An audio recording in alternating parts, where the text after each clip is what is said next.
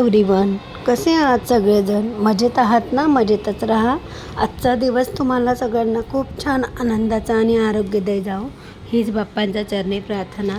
तर आज आहे संडे आणि संडे म्हटलं म्हणजे हे लोक जातात क्रिकेट खेळायला. हे अजिबात कुठल्याही कामाला मला हेल्प करत नाही आणि मदत करत नाही.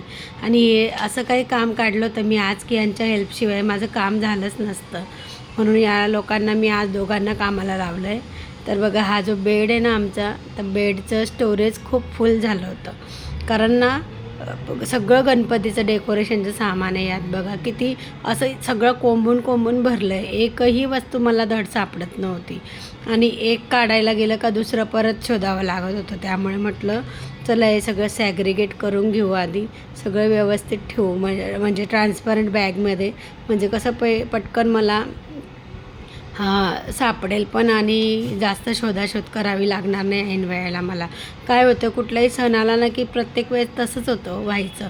प्रत्येक वेळेस मला ते प्रत्येक बॅग उघडा, शोधा, कशात काय ठेवलं ते बघा, असं होत होतं. त्यामुळे मग मी काय केलं, यावेळेस ज्या ट्रान्सपरंट आपल्या साडीच्या पिशव्या असतात ना, किट असतात बघा, ते किट घेतले. त्याच्यामध्ये सगळं मी अरेंज केलं आहे. तर व्हिडिओ पूर्णपणे बघा, स्किप न करता.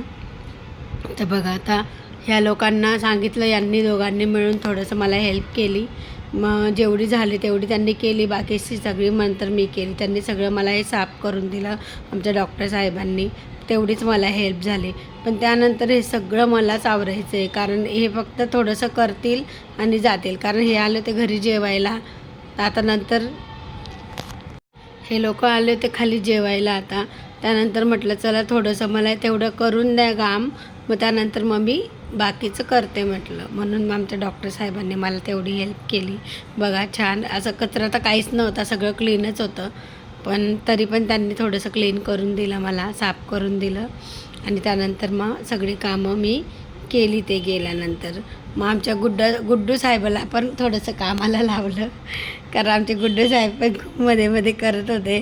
त्यांना पण बोर होत होतं, म्हणून त्यांनाही कामाला लावलं आणि आता मी माझ्या कामाला लागले. तर असं आमचं आजचं रुटीन आहे सर्व. तर शेवटपर्यंत व्हिडिओ बघा, स्किप न करता, आणि कशा प्रकारे मी सगळं ठेवलं आहे ते पण बघा.